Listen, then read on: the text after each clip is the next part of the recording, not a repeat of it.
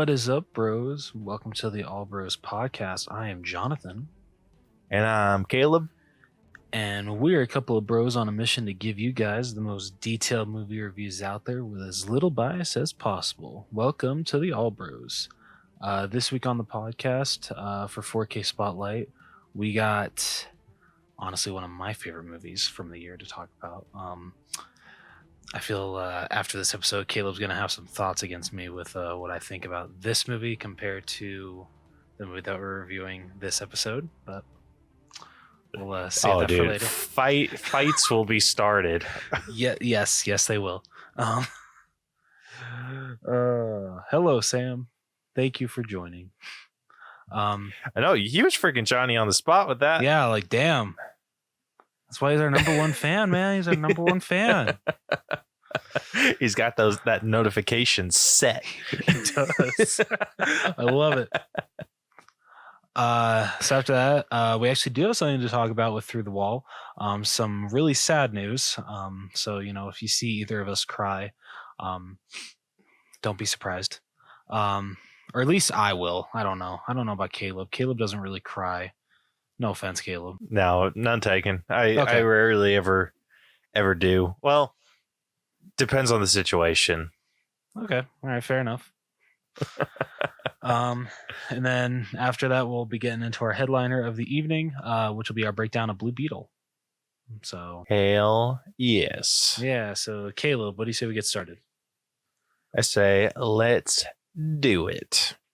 Need motivation? Angry Dad Podcast. Trying to jumpstart your life? Angry Dad Podcast. You want help getting off the couch? Angry Dad Podcast. You need a verbal kick in the ass? Angry Dad Podcast. You want to hear from somebody who's been through it all? Angry Dad Podcast. I am here for you. You can find me on all podcast platforms.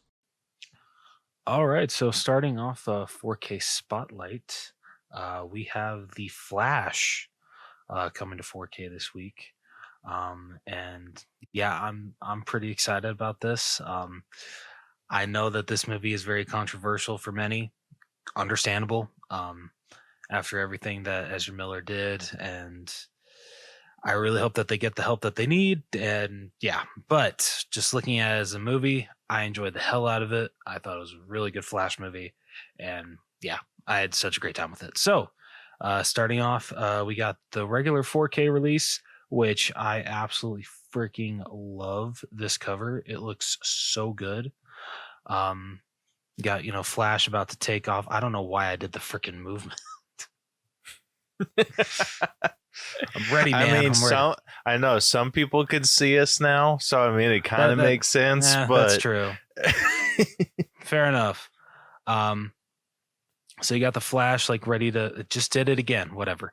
You got the Flash ready to take off, and then you also got Michael Keaton's Batman in the background along with Supergirl. Looks freaking awesome. Love this cover. Next up, we have the regular Blu-ray cover, which kind of you still got the same trio here, but it's a little different. You got Flash front and center with Supergirl off to the side, and then just a blown up headshot, I feel, of Michael Keaton's Batman.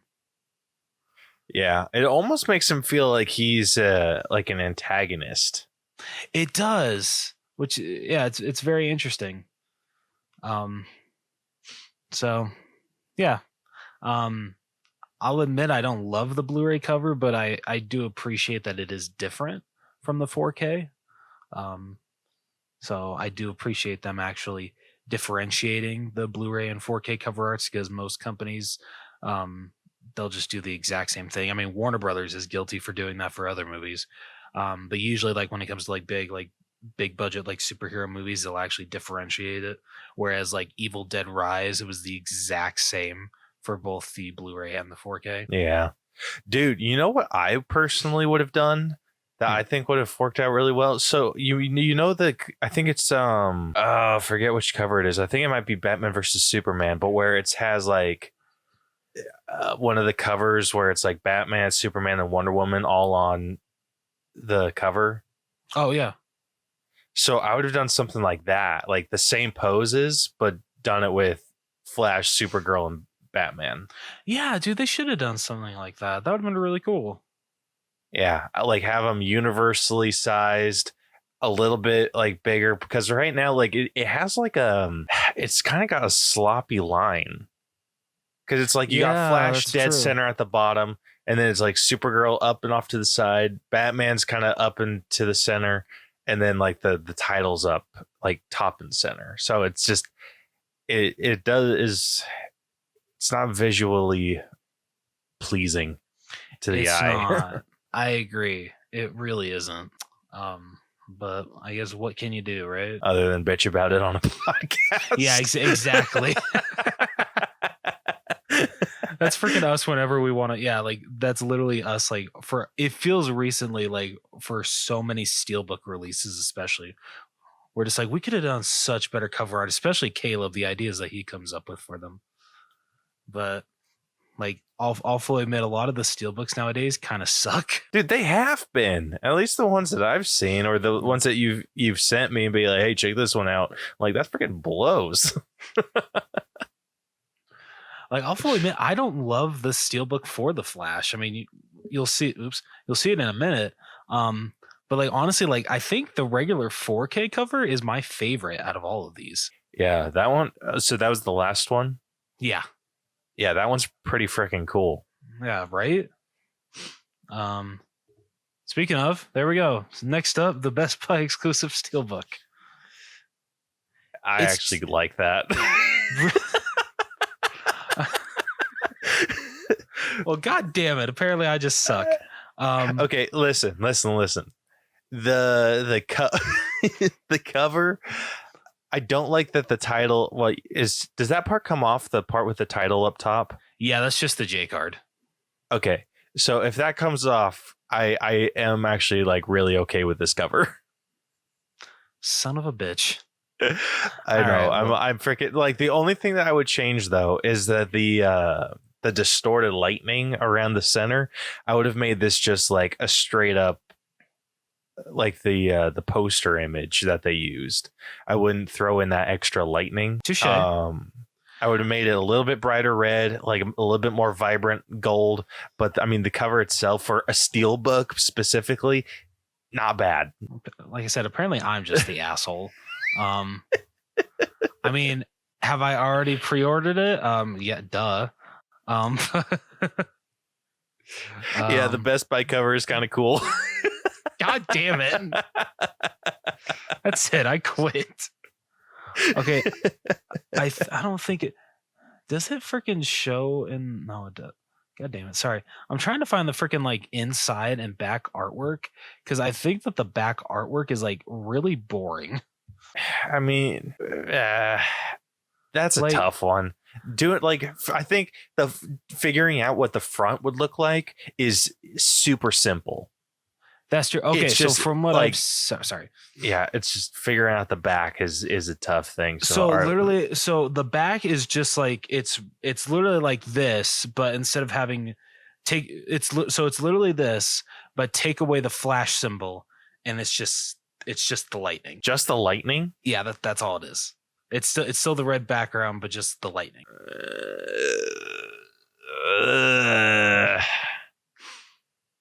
Yeah, no. Nah, okay. Because then the inside artwork is that it's like taken from the scene where they're trying to save Supergirl, and so it's just like it's such a boring shot, but it's just a shot of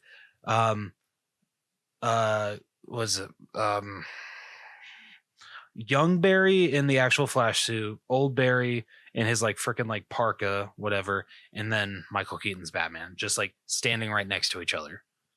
Lame. Right? It's boring. All right, for the inside, that one's tough because it's like you can't center it too much around Batman because it's not a Batman movie. Like if I was just going like whatever, the inside cover would be the freaking bat plane with the silhouette of the moon. Okay, that would be cool. I'm not gonna lie. Yeah, okay, so here's what I would have done with the Steelbook. The front, I would have done like those changes I made: more vibrant red, more vibrant gold on this logo. Take out the extra lightning. On the back side, I would have done Young Barry when he was wearing the bat suit, how he like spray painted over. Ooh, I like that. Yeah, so you still kind of get that Batman like logo, but it's Yeah. painted over with the Flash. Yeah. And then the inside, I would have done the scene with him running into the past. Dude, I was thinking the same thing. Yes. That'd be so perfect. Yeah. Oh man, I would freaking kill it with this shit. Literally, not only Warner Brothers, but just like the company that like is like at the center of steelbook design just needs to hire you. That's what needs to happen. I know. It's like, who do I reach out to? When I find out, I'll let you know. Oh shit. So that's the steelbook. And then next up, we have the Target exclusive. Which wasn't this the teaser poster? That I don't know. Or maybe, or I don't know. Maybe it was just a poster. But so it's this exclusive slipcover with some collectible cards included. The card's kind of lame, but the cover is pretty sick. Right? Yeah, I really like this cover. Like, if I was just to get this movie just on regular Blu-ray, yeah, I'm going for this one. I like this way better than the regular Blu-ray release. Makes sense. Yeah, I like that a lot. So the question is, though, does this like the whole like 100 thing on the slipcovers, does that bother you or no? I think we've had this discussion. It's distracting. Yeah. Yeah. Personally, I would have thrown the 100 on the side. Yeah, I can agree. Yeah, like just put it on the spine. Yeah, that would have looked a lot better. Like just like obviously like flip it downward, have the 100 going down the spine. I think that would have been much better. Yeah, I agree. But alas, what can you do? And then we have the Walmart exclusive, which it's funny that they never say that these are actually Walmart exclusives, but this is the only place that you can get them. It looks like Warner Brothers is starting to do this with like all of their movies, and I swear Universal did it with Fast X. But I know I saw them do it with Shazam: Fury of the Gods. And, you know, it's a cool concept. Like they look really cool. I don't know. It's just not my thing. So like I don't even know how to explain. It's kind of like, so it's like a regular slipcover. This is the slipcover. You slide it off, and then it kind of, it's like a what is it they call it? Like a trifold? Yeah, basically. Okay. And like, I don't know. I have like a love-hate relationship with that. I mean, it's cool, don't get me wrong, but it's just not my thing when it comes to my collection. No, I understand that. Yeah, the cover I like. I can get behind the cover. The inside is honestly cool too. Like, I know you can't really see it that well. But like you got like a huge close up of like the Flash, you know, like running, Batman in the background, and then as well as Supergirl. Definitely clear the Supergirl kind of got the short end of the staff here, because freaking the Flash and Batman's like faces are like straight up blown up, and then here's just Supergirl just like minimized in the background. Is she the one that's minimized off to the right? I think so. Okay. Yeah, that's lame. Dude, right? This is another instance where I would have gone freaking this. I think they're underutilizing artists' talents. Like, I'd freaking pay an artist like a freaking fee, like a commission. Just so, like, this is how I would do it if I were a studio. I would pay for just some rando artist. I would pay them a commission, so I don't have to pay them any sort of like royalties or percentages off of the artwork. So it's a straight up commission. Like, it'd be like a hefty commission, but it'd be a commission nonetheless. So I own the rights to the artwork after, but I would make it specially designed for like the inside, and I would have had it like one piece of artwork at that scale. Like, okay. I would have freaking thrown it where it was Barry, like again, another instance of Barry running into like in the Speed Force. All right, I like that. Yeah, I'm not gonna lie, that would have been really cool. Yeah, like how sick would that be? Because then a freaking like just some rando artist gets a freaking hefty commission. They get to brag to everyone and their mother that they did an artwork for DC. They like I said, hefty commission, and then like I would send them like a free copy of the movie. Yeah, see, there we go. Like how sick would that be? That'd be pretty sick. I'm not gonna lie. Yeah, it's just like I think that's just a win-win for everyone. Like the studios get a freaking bitchin' artwork, and the artist gets fairly compensated, and everyone's happy with their lives. Yeah, and a free movie. Gosh, wasted potential, dude. Agreed. Freaking Warner Brothers. Yeah. Gosh, I think that'd be a freaking sick ass idea. Especially because I love those artistic covers more than anything. Oh yeah, I absolutely agree. Which one was those ones we were talking about a while ago? Weren't those like the Hunger Games ones? I think so. That had like the artsy covers. Like, I'll take artsy cover over basic like images any day of the week. Oh no, like same here. Like when it comes to like steelbooks, they'll do just like the character posters on them. Yeah, I prefer like I want you to actually put effort into it. Like, come on, we're paying. It's a collector's item. Yeah, we're paying more money than the regular edition. Like, come on, put some effort into it. Mm-hmm. So, but anyway, alas, so that's it for 4K Spotlight. That's it for when it comes to the Flash. A lot of freaking exclusives, so be sure to grab whichever one you want. But next up, for Through the Wall, we have some very sad news. Charles Martinet, who's literally been voicing Mario since the character got a voice, is unfortunately stepping down. He's retiring from the role. The president of Nintendo said, I believe shortly after that, they announced that expect to see a video with not only him but Charles Martinet soon, talking about the whole ordeal and him training the new voice of Mario, as well as, I mean, I don't know if the same actor they choose is going to be also voicing Luigi, Wario, Waluigi, Baby Mario, Baby Luigi.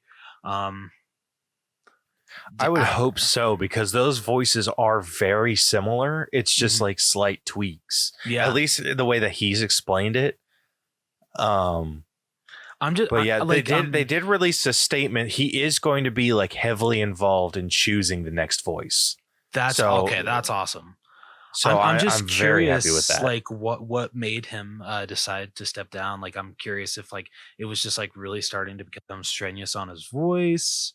Because I mean, if we're thinking like Mario, Luigi, like maybe not as much, but like freaking Wario and especially Waluigi, like God, that's gotta kill your voice. Like I do not think, I don't know how he does Waluigi, for how freaking like high he has to go with that shit. Like, damn. Yeah. Yeah, from what it seems like, it's not, I think it's just age at this point. Like, it's just okay. The high paced world is getting to be a bit much, and like, again, this is all speculation. I don't know exactly the reasoning behind, but I think that could be part of it. But I am very sad to see him go. Someone pointed out that since he's not, so it's announced that in the new Mario game coming out, he is not the voice of Mario. That if that's the case, the last voiceover that Charles Martinet ever did for anything Mario was in the Mario movie, when as the father he says, "These are my boys," and he points to Mario and Luigi. And if that is the last line that he said, I know, right? I'm just like, if that's the last line that he ever said in anything related to Mario, God, that is a huge gut punch. I can't handle it. Right? Freaking JC told me that, at work today. I'm like, you son of a bitch. Why you got to tell me that, man? Well, okay, didn't Waluigi get a freaking DLC in Smash? Not that I know of. I swear there was a video. I don't know how real it was. But there was like someone made like a full like it was a freaking cinematic video where it was Wario and Luigi or Waluigi seeing everyone around them getting these invites to like with the Smash logo on them. Yeah. And so like they got to see all these people getting these invites, and then eventually like one comes to Waluigi or not Waluigi, one comes to Wario, and then Waluigi just kind of like encourages him to go, and he has like he puts on like his biker outfit, helmet, and all that like Wario does, and then like rides off into the sunset. And so it shows Waluigi kind of like super bummed out. And then eventually, like I think it's Toad starts to get or is about to get a letter, and then Waluigi comes and like bushwhacks him, kicks him out of the way, and takes his letter and is like and runs off. And then they were showing like combat in Smash where he has like the tennis racket. Like he uses that as a weapon. I don't know, man. Okay, I gotta look this up now. I know. I swear. I know I'm not seeing anything on it, but okay, never mind. From what I'm seeing, it's a mod. Oh, damn. Lame. That would have been really cool. I was gonna say super cool. I was gonna say, man, dude, after this, I'm grabbing my Switch and I'm playing some Smash Bros. I want to play as Waluigi. What got me, I think, like again, what got me was that it was like a full-blown freaking cinematic. Okay, that's fair. So I think that's what got me being like, oh, like this is cool, like some fan-made bullshit. But then it like kept going, and I was like, this seems extensive for it to be fan-made. Dude, honestly, it's amazing how far people will go with what they make. Absolutely true. Absolutely true. Because they did like a freaking full-blown, like it looked real. Because it had like the same cinematic, like where they're like doing something and like it says like this character's been invited or this character's been invited and like they did the whole thing too. It's like Waluigi invites himself, and I'm like, that's freaking gosh, I can't believe that shit. Like will always get me. Like a good cinematic will always freaking get me, dude. Oh shit, that pisses me off. Well, since that is not true, if his last line is in the Super Mario Bros. Movie as Mario Luigi's dad, like you said, God, that is a huge gut punch. And honestly, I'm okay if that's his last line, because like that means like so much. Him saying that these are my boys to Mario and Luigi, you're just like, damn right they are. You gave these boys life. Yep. Oh man. Yeah. That would emotionally wreck me. Right? Like, god damn. Like seriously, it's so sad. I understand, completely understand, he's getting up there in age, so I can understand why he wants to step down, but it's still really sad to see him go. Freaking, he made my childhood. So honestly, he's never going to hear this, but thank you, Charles. You freaking made my childhood. You made everyone's childhood, so. Damn right. I'm not crying. My eye itches. I just want to point that out. You're crying. Don't lie. Shut up, man. Well, I mean that's all we got for Through the Wall. I mean it was still a big thing, but like not really that much to talk about with it. But just in case any of you didn't know, which if you didn't know, like come on, how have you not heard about this? Yeah. But anyway, moving on, or getting oh my God, see, this is why you should lead every episode, not me, because I always screw it up. That's not how this works. Well, maybe we should change it. Just kidding. I'm kidding. Maybe you should figure your shit out. I mean, you know what? All right, good point. You got a good point there. So, with those two taken care of, Caleb, what do you say we jump into our headliner of the evening? I say, let's do it.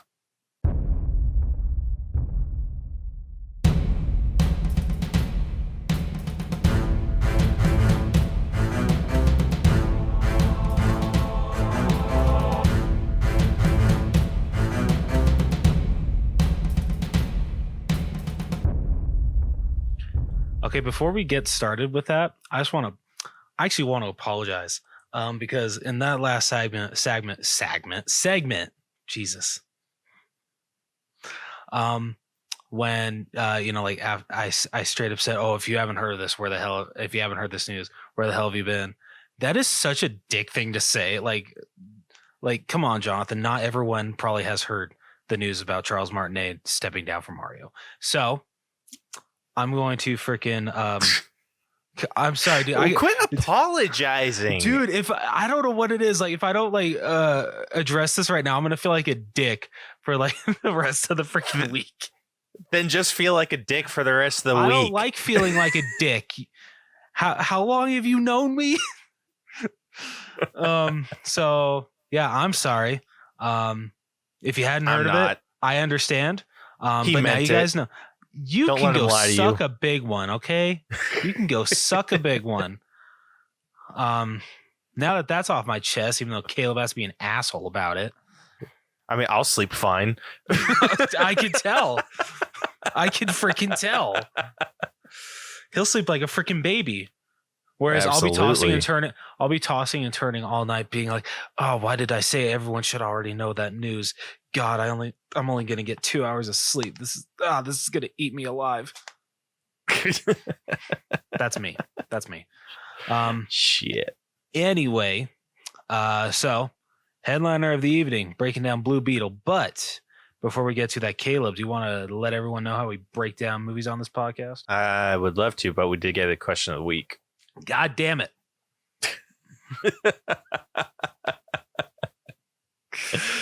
And that's a number 5 on the Rose fail scale.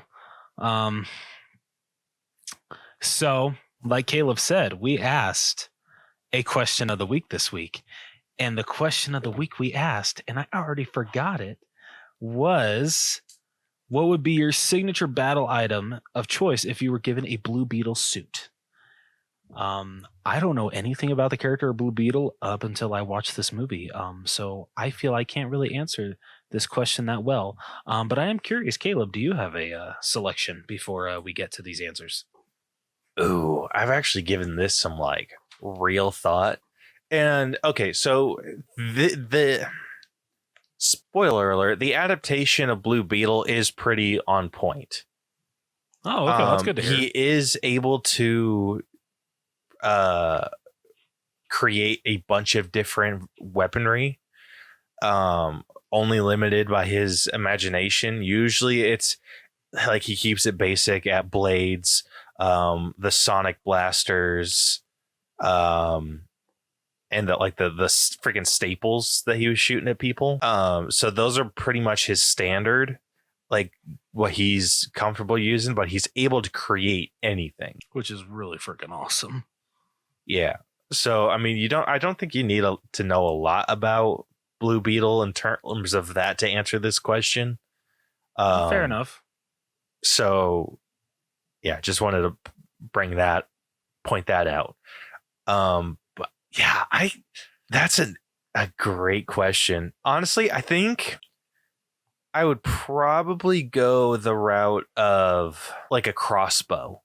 But like an energy style crossbow where it's like you kind of point and shoot like situation, but it has like that look where it's like has like that half shell looking thing, and then like just aim and fire, like, because then like I feel like I could be pretty adept at that, where it's like I can adapt it to have, I don't know, different effects of like bolts or whatever. Then it's just I can shoot like explosive ones, just basic ones. I can shoot like concussive one, like the variety of like different bolts that I could fire is kind of appealing. And then it's just like boom, like point and shoot. You can freaking double arm it if you wanted to, but it's just because I don't know if I'd want to be become efficient enough with like a blade Okay. or any other like kind of handheld weapon, because I've thought like battle axe maybe, but I'm like thought about like different swords, but I think that's where I'd go. It's just shooting the bolts. I like it. Yeah. So yeah, and so what would be yours? Like just based off of that information, then. I don't know, probably the freaking whatever gauntlets I was using to like shoot, like you said, like those staples out of his. The staples are sick. Like those are so like. I think those would be like universally, like especially if you're going the not killing route. I think that is very like universal. Like, all right, like I'm going to freaking disarm all these fools, and they're just going to be stapled to the wall. Yeah, I mean, but honestly, if I had a second choice, I'd probably go with the sister's weapon, a freaking power glove. The power glove was dope, right? That shit was so cool. Yeah, when she freaking like put it on, I'm like, no freaking way, they are not bringing the power glove into this, and they did, and. Freaking amazing. Oh, perfection. All right. So getting into these answers, what's your first? All right, we're gonna start out strong here. My number one coming from TikTok, from Flaccid Pancake, BDSM gear.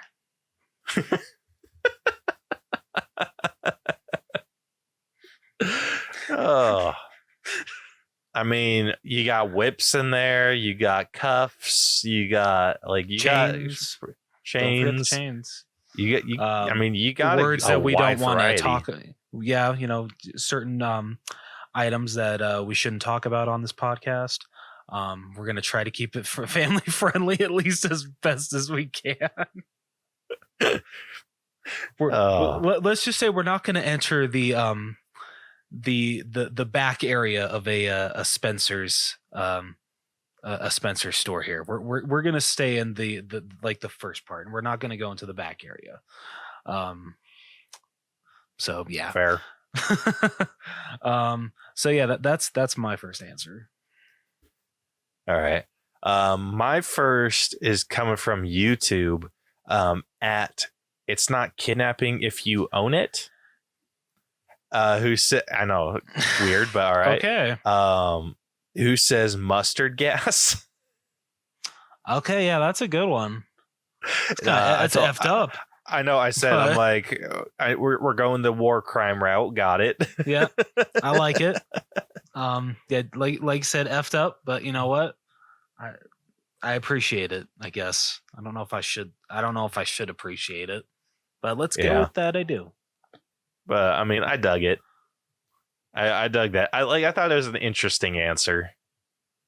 Like, I like makes that. You wonder if you could do like a chemical situation like that. Yeah, I like it. My second one also coming from TikTok. Cade_Fitzy. A blue beetle Harry Potter wand just shoots blue energy, but lil expecto patronum. I like that. I dig it. Yeah. All right. My next one is from D Smooth, who said Leviathan axe and a blade of chaos, since I won't have two hands. Are you familiar with with either of those? I am not. Okay, so have you seen anything from God of War? The game? No, I've not.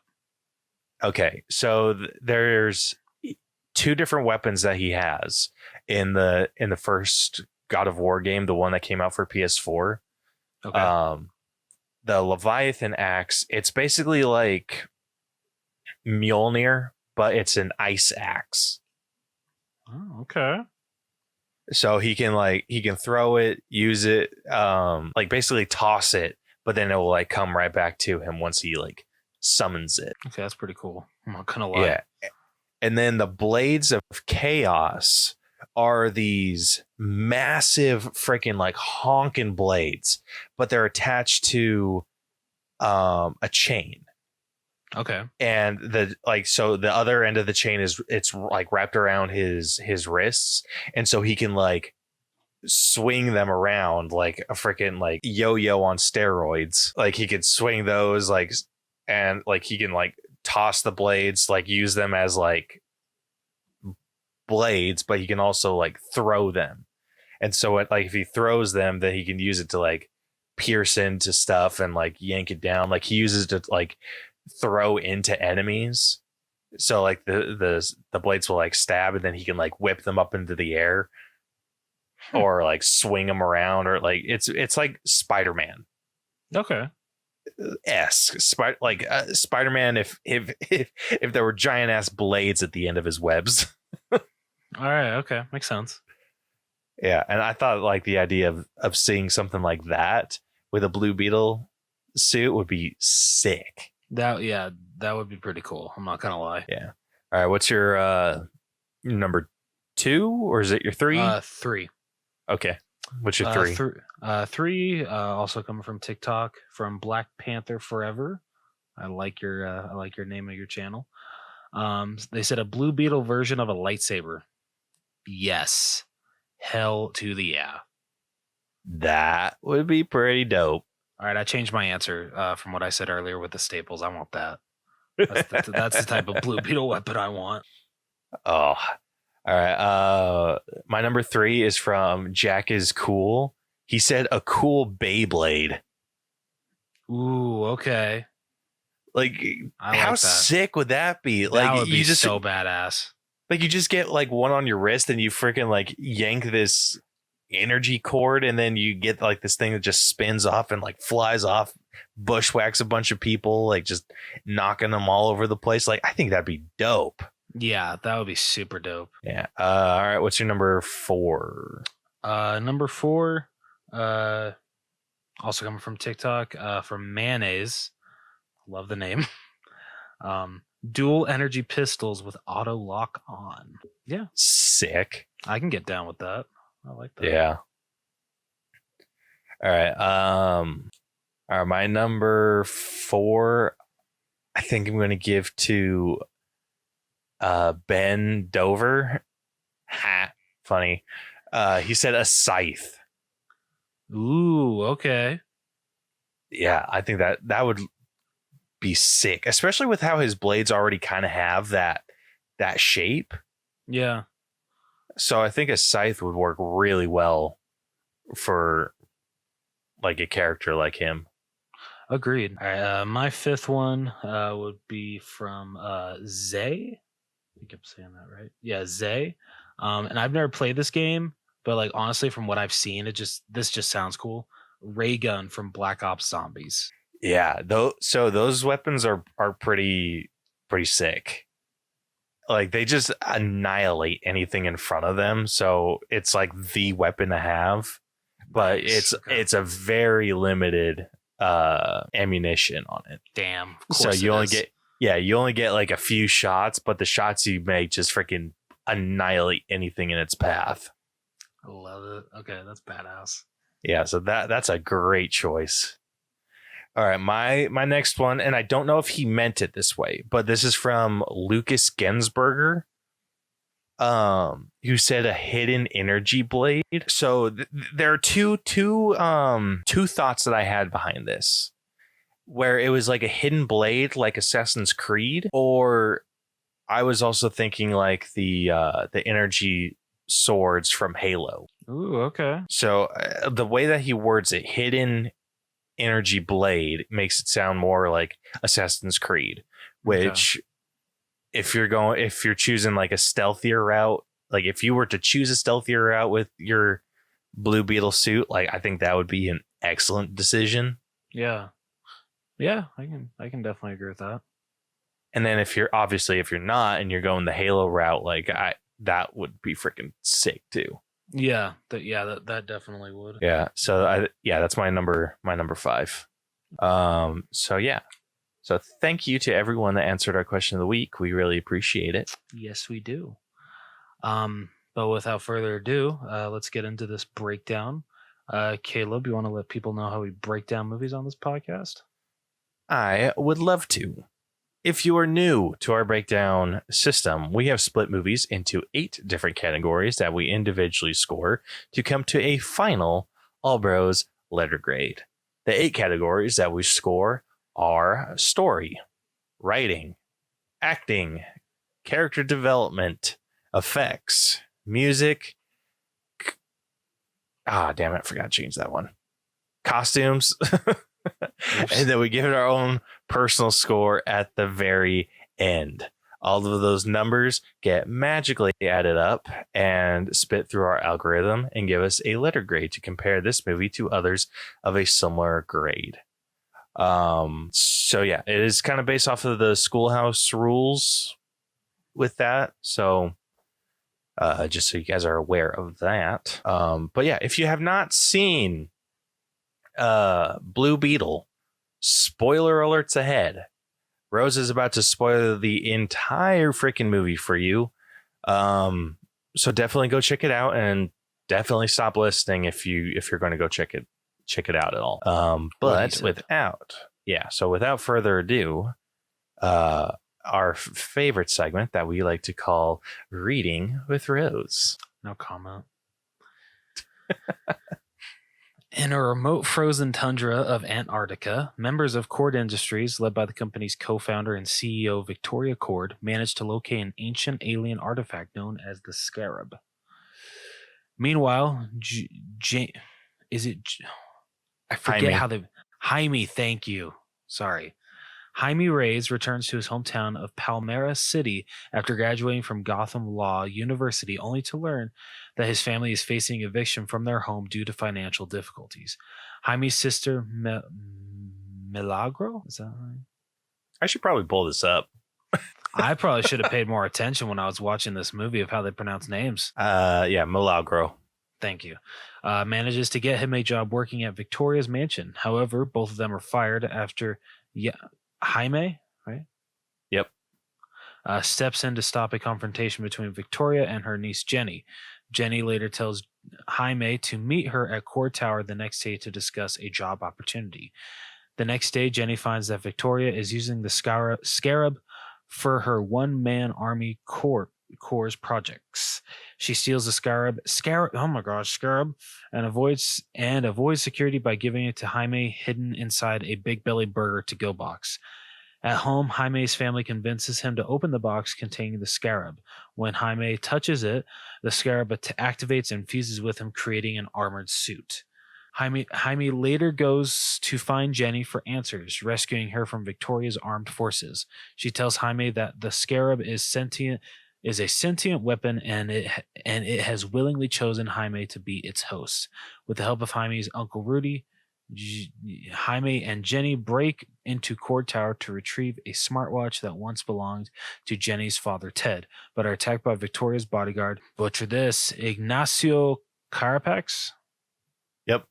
Okay. Who has an OMAC prototype infused in his body.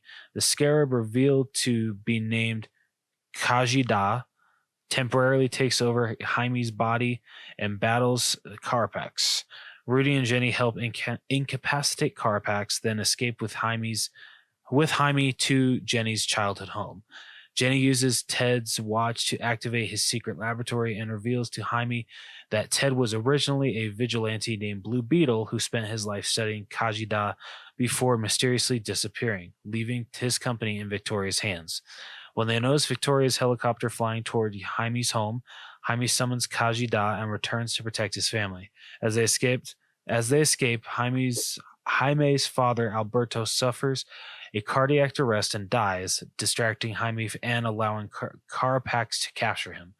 Jaime is taken to an island fortress in Cuba where he is strapped to a machine that downloads information from Kajida to the OMAX. While unconscious, Jaime sees a vision from his father who encourages him to embrace his destiny as the new Blue Beetle.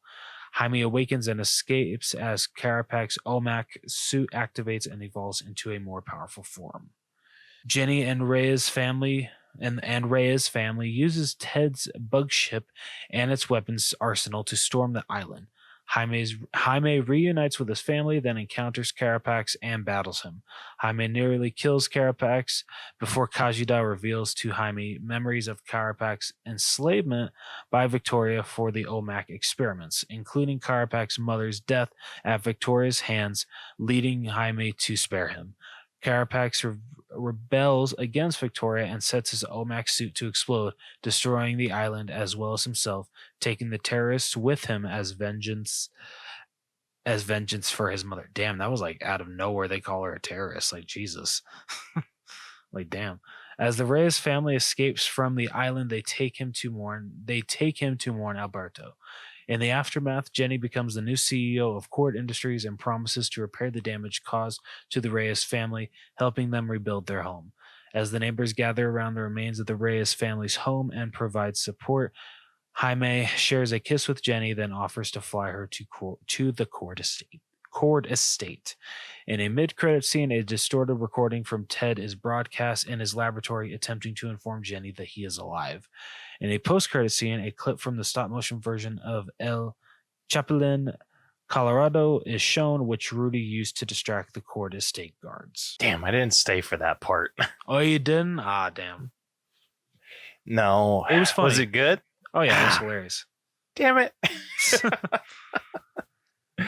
God, I got a message from Brielle telling me to hurry home, like, after that part. And so I was like waiting. I was just like, okay, like, I'm just gonna stay till the end. And I got the message being like, hurry home. And I was like, all right, damn. And so I left like right after the post credit scene with the Ted Cord situation. But yeah, damn. I hate when that happens. I mean, it's not like, I mean, it was funny, but like, it wasn't like super important. Okay. Yeah, dude. That makes me feel a little bit better. You just missed a comedic bit. That's really all it was. It didn't like affect the story or anything, or like lead up to something that could come in the future. Okay. Yeah. So you're good. Well, okay. Oh man, dude, this, like, starting off with like getting it like right into story. This was really well done for an origin film. I agree. Superhero origin movies are like, I mean, I'm not going to say they've been done to death because they have to be done, but I will say that this one definitely does stand out among them for the sole fact of how much of an importance they put on the family aspect. Because if it weren't for the Reyes family, I don't think I would have liked this movie that much, because it's just another origin story. It's stuff that we've seen before, and it's been told many, many times. Which, like I said, you got to get that in any superhero origin story. I get it. It's just I've seen this stuff a million times. But what they were able to do with the family, setting up how important they are to each other, and to the fact that when the freaking, I don't know about you, but when the freaking father died, oh man, I actually teared up a little bit, and dude, I did not expect that. I did not expect that. But that just shows how great they did at setting up the family. This movie got me twice. What's the second part? I'm curious. Okay, so the first part is when freaking Jaime's getting like dragged away and just like begging to be let go, and I'm like, oh no, like, while his father is freaking dying. And then the second part is when they're all back on the ship, and then their grandmother says like, now we can cry, and I'm like, oh, okay.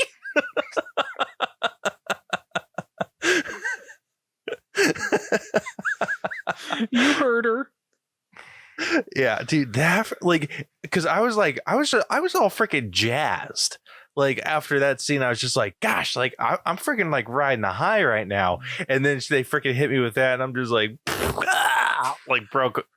broke down. Oh shit. And I'm like, like it was so immediate. Like that's something that stood out to me about this movie, is how immediate that little like tone change happened, and how well they were able to execute it. Yeah, definitely. I agree. Yeah, but I totally agree with you. If they would have gone the cookie cutter route with the origin story, where it's like, oh, he gets his power and he has to hide it from his family and blah blah blah blah blah, like I don't think I would have liked it nearly as much as I did. Same. But I The, think the fact that they actually see him get the powers, that was freaking cool. And like, that was something terrifying. Yeah, it was terrifying. But freaking, it was definitely something different, and I appreciated that. Yeah, I really appreciated what this movie did. And coming from, I mean, I'm only part Hispanic, but I know what living in a Hispanic household is like to a certain degree, and that is absolutely the vibe that they just nailed right on the head. That's what I've heard. Like I've heard that like how there's scenes where they'll so easily they'll so easily transition from speaking Spanish right into English like nothing has happened. And people are saying like, yeah, that's exactly how it is in a Mexican household, like or Latino household. You will absolutely see that kind of stuff. And I freaking love how many people have pointed out how the movie nailed the fact that the grandma never speaks one word of English. And everybody's just like, yep, that's how it was in my family too. Just, yeah, our grandma didn't speak one word of English. that is definitely one of those things that gets hit right on the head. Having that Hispanic grandmother that doesn't know a single word of English. Oh man. But it's just like the sweetest thing on the planet. Like that was again one of those things that just nailed it. Absolutely nailed it. And then like I think it's like the same thing with just having like a crazy uncle that just has like all these different skills that like make him super useful, but he doesn't utilize any of them. Yeah. I don't think they could have chose anyone better than George Lopez for that role. Bro. No freaking joke. That he freaking stole this movie. Kiss. Oh yeah, in like the best way possible. Absolutely, he did. Yeah, so good. I had a blast with this movie. I am curious. What did you think of like the whole like Susan Sarandon's her villain, her motives? You know, how she went about getting the scarab back. Like, what were your thoughts? Weak motivations.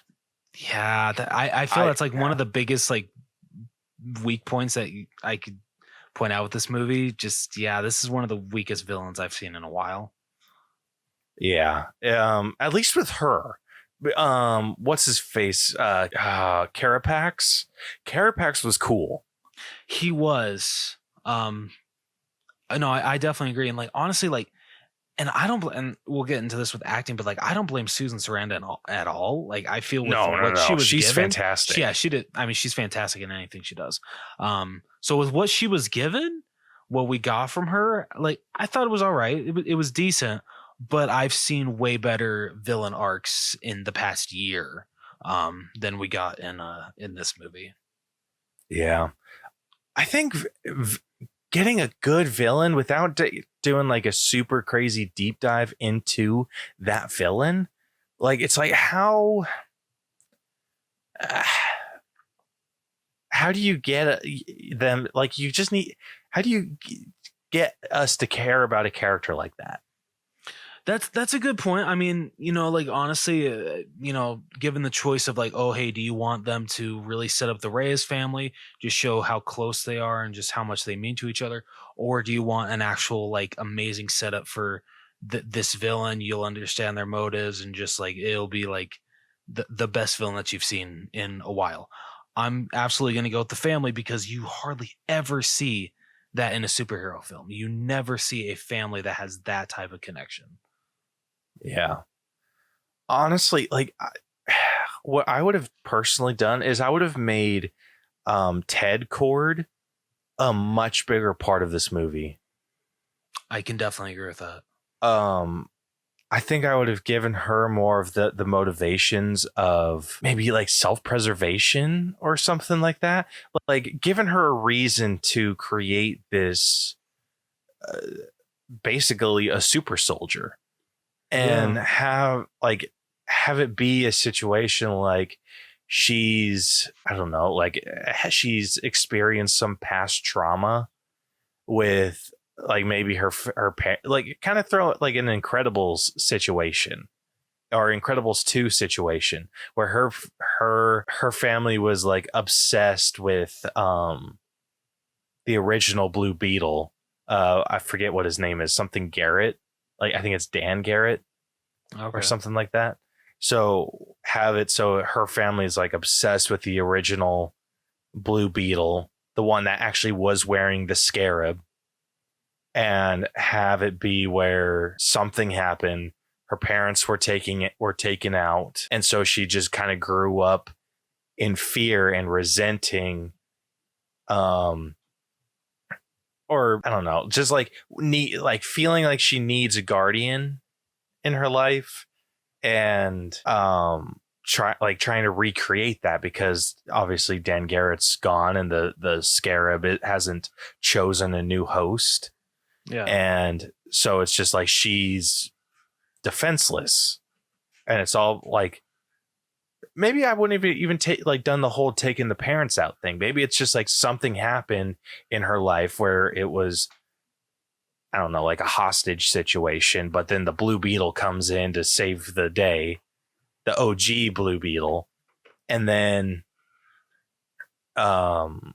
you have her kind of dealing with maybe like a resentment towards her brother Ted Cord for trying to adopt the mantle of Blue Beetle, but obviously just being a not as good version, like despite his best efforts. Yeah. And then her just like constantly seeking for that. Like maybe that's the route I would have gone with her motivation, just constantly seeking security in her life and feeling like she needs to go to these lengths to obtain that. Okay, yeah, I like that. That's good. And then like obviously like going like the real shitty route of like I get, this was just, it was very basic bitch villain. Yeah. Like in it for greed. Like just needing money, and the money that she received with like a military contract. It's just, bleh, who cares at the end of the day? Like I think if you could have tweaked her to be a little bit more complicated, and then like I think you still could have made her a piece of shit at the end of the day. Yeah, taking things too far and have gosh, I'm gonna keep forgetting his name, Carapax. Keep all that with Carapax. Like I think you could have kept all that, just shift her motivations a bit more. Yeah. So unfortunately, I think, I'm with you. Plain villain. And I think she could have been done a lot better. Yeah. But yeah, so I mean, other than my villain complaints, I think that they did the whole hero thing really well. Agreed. Jaime becoming the Blue Beetle was fantastic, trying to figure out how to like remove the scarab and figuring out that it's now just a part of him forever. Yeah. Like I think he dealt with that like a reasonable person would. Yeah. Oh yeah, absolutely. Yeah, his the way he freaked out when she told him that, understandable. You know, I feel the same way. Yeah. And I feel like a lot of people were giving the movie shit because at least this certain clip where he jumps off of the building to go fly and save his family. Mm-hmm. It's like, I think at least like without context, I can understand why people would throw a fit about that scene, be like, oh my gosh, he's just going to trust that the suit's going to save. But it's also, he's seen the suit save him before. Like he That's- knows yeah. what the suit he knows what the suit's capable of. I feel like he has a certain level of trust in the suit. Yeah. And so that's why he felt comfortable enough to jump off a building. Yeah. It makes total sense. Yeah. So I dug this movie, dude. Like I liked all of the different aspects that they had. I thought the story was pretty killer. The only thing I didn't like was the villain.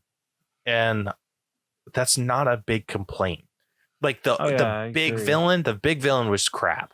But I think that the sidekick villain was enough. That's fair. Yeah. Yeah. So where are you sitting at with story? I don't know. I'd say I'm sitting at a solid 80. That's what I'd say. Ooh, I'm not too much higher than you on that. Really? Yeah, like a lot higher. Listen, I think the real difference is probably going to be in the personal score. I feel like I can realistically view how this movie is, or have some sort of like a realistic viewpoint of what the movie is. I know it wasn't the best thing in the world. Yeah, but it was solid.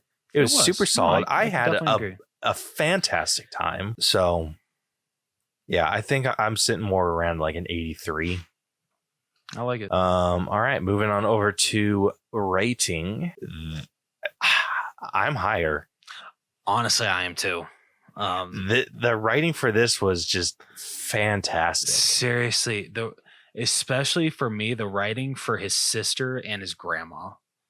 The writing for those two was absolutely fantastic.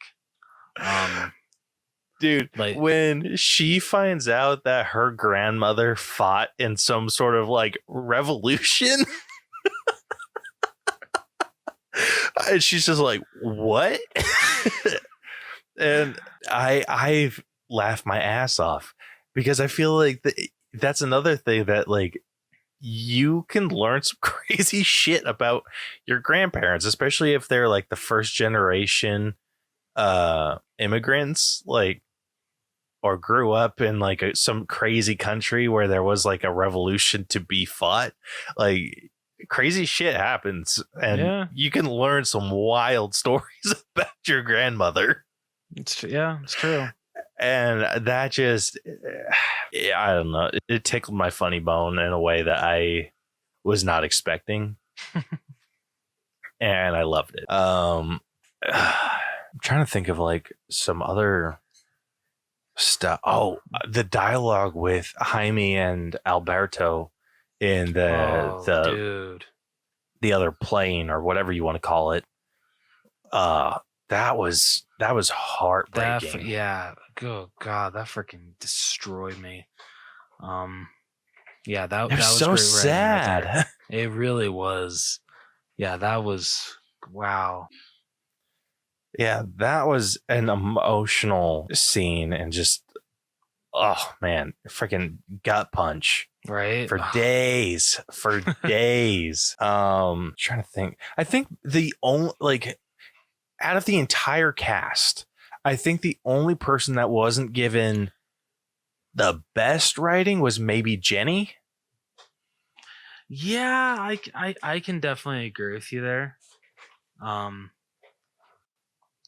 Yeah, I mean, like, out of everybody, probably she was not, I wouldn't say my least favorite, but she definitely wasn't my favorite. Yeah. Actually, maybe I might say that she was my least favorite, actually, now I'm thinking about it. Because Susan Sarandon, despite her basic villain issues, she was given some decent dialogue. True. That is very true. And then same thing with Carapax. Carapax wasn't given the best dialogue in the world, but what he was given was like intimidating and powerful. Yeah. And so that made him stand out. The only person that didn't stand out in here was Jenny. And I don't know, maybe it's just me, but like from the very get-go, I'm just like, okay, she's going to get with Jaime. Like, I know what's going to happen. that's how the movie's going to end, that they're going to get together. And so literally all I can see her now is just the love interest. That's what this movie's working towards, that they're going to end up together towards the end. Bro, if there's anything I'm docking the writing for, is how hard they freaking force that relationship on us. Dude, straight up. Like, why do superhero origin movies always have to have a love story? Like, they don't. Yeah, it's like I'm just gonna say that right now. They don't. Yeah, like there are so many interesting things about Jaime Reyes and the Blue Beetle. His love life isn't one of them. Yeah. Like I could give a flying shit about his love life. Agreed. Like honestly, I would have rather you taken everything that you gave with Jenny and like add that to more story for the family. I would have been fine with that. Like definitely still have her in the movie because you know she needs to be there for I'm already forget what's the name of the company? Like Cord Industries Cord. or Cord. Like she needs to be there, of course, because you know daughter of the founder.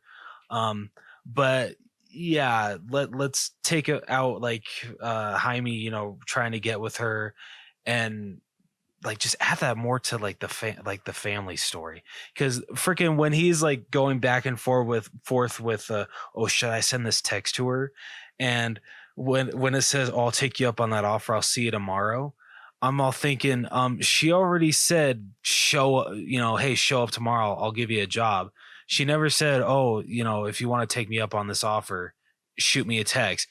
She already assumed that you were taking her up on the offer. So when he said that, I'm just like, it wasn't a question. Yeah, and they treated it like he was friggin' like trying to flirt with her or some shit. Yeah. I'm like, bro, it's like that scene lasted way too freaking long. I think the love or the relationship that they had in there was thrown in for freaking movie fluff. Oh yeah, definitely. And like they needed to make the 2-hour runtime just so it could like be like the bare minimum for a superhero film, and that's how they did it. Yeah, no, Excuse me. That didn't need to be in there whatsoever. I would have personally made Jenny a little bit older, like just outside of the romantic relationship bubble, older. Okay. Like I probably would have made her closer to Victoria's age. Okay, I like that. Like I don't know, like still reasonably her niece. Yeah. But older than Jaime, and like had her act in the way that Ted Cord would have, pushing Jaime towards becoming the Blue Beetle. Yeah. Like okay, obviously yeah, letting that. like giving like the tour of the facility, but I would have taken that romantic relationship out completely. I think you could have thrown in a lot more interesting family dynamics. Agreed. I think you still could have had the discussion that Jaime and Jenny have about how her house like is just filled with stuff while his house is filled with, like, you still could have had those discussions. Yeah. Just not with those freaking romantic undertones. Yeah. But we really did not need that. Yeah, super unnecessary. The only thing that stuff added to the movie itself was that you got to see how a Hispanic family deals with a romantic relationship in their family dynamic. Yeah, that's a good point. That's a very good point. Which freaking triggered my 16-year-old body and like made that like resurface and just like Caleb is having high school flashbacks, everybody. Bro, I'm not even joking. So I forget what the event was. I think it was like my cousin's graduation, but I asked if it was okay if I brought my girlfriend at the time. So she came.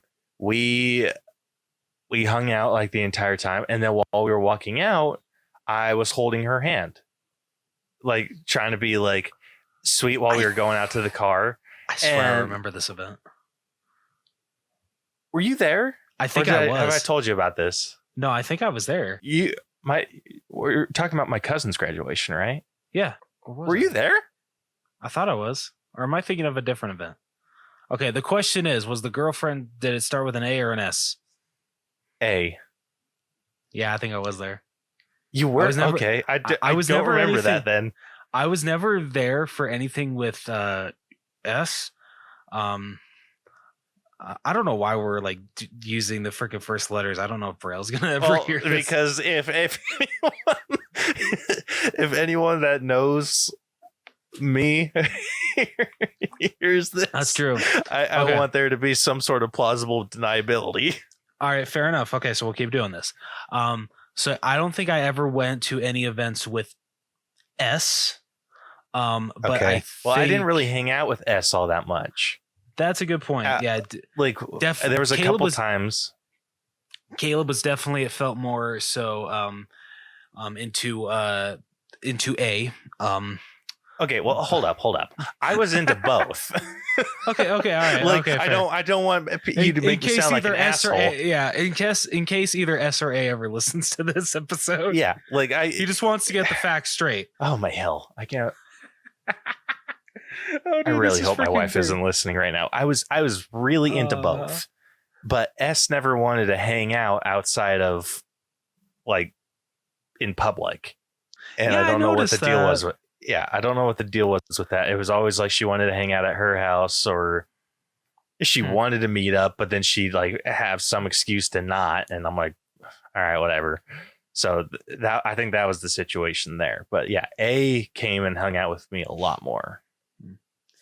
Because I think, because like now looking back at it, I felt like a dick because I actually came to it sick. Because like I think you could like totally hear it in my nasal. But your mom was like, "Oh, are you sick, Jonathan?" And I think I'm just like, "Oh no, I'm just barely getting over the cold. I'm fine. Where in fact I was like only 2 days into it. So if anyone if any of your family got sick after that, yeah, guilty as charged. That's fine. They'll get over it. So I don't remember you being there. Wow, I see how it is. But he remembers A being there, but not his bro. Wow. Well, I remember A being there because my aunts, when we were walking out to the car, like we were getting into like my parents' car, and then my aunts were getting into their cars, and one of my aunts yelled like, "Why are you holding her hand?" And I'm like, I like stopped, and I was just like, I like looked at her, and I'm like, "Shut up." And then they were like giving me a hard time, and they're like, "Oh, now you're not going to hold her hand? That's weird." And I'm like, "Stop!" Like I don't know. Like I'm like I don't know what to, like. It was just I didn't know what to do because I was just so awkward, and they made it a big deal. And like if anyone makes anything that I do a big deal, like I don't want to do it anymore. Oh shit. Like, dude, that's how I am if I like show someone something that I built. Yeah. Like if they make it like a really big deal, I want to be like, okay, we're done talking about it, and then like walk away. All right, moving on. Yeah, but I think that was the situation that I was attempting to compare to, where it's just, yeah, your family gives you a hard time, like especially like the Hispanic family gives you an extra hard time with the ones that you're romantically interested in, and it's funny. So I think they nailed that on the head, and I think that's the only thing that romantic relationship added. That's fair. That's absolutely fair. Yeah. So where are you sitting with writing? So yeah, like I said, I'm like slightly above, but maybe not by much. So I'm gonna go an 82. I actually jumped up quite a bit. Not like I'm not in the 90s by any means, but I think I'm sitting more around 86. Okay, that's fair. Yeah. Yeah, I think God, I think I just enjoyed the humor was top notch. The writing was top notch. Like it was good. It was Yeah. is what I'm getting at. It was good. No, it really was. All right. Next up, getting into acting, we have oh geez, I'm gonna need these names a bit bigger. All right, we have Zolo Mariduena, who played Jaime Reyes / the Blue Beetle. We have Bruna Marquezine, who played Jenny Cord. So she was the romantic interest, for those of you wondering.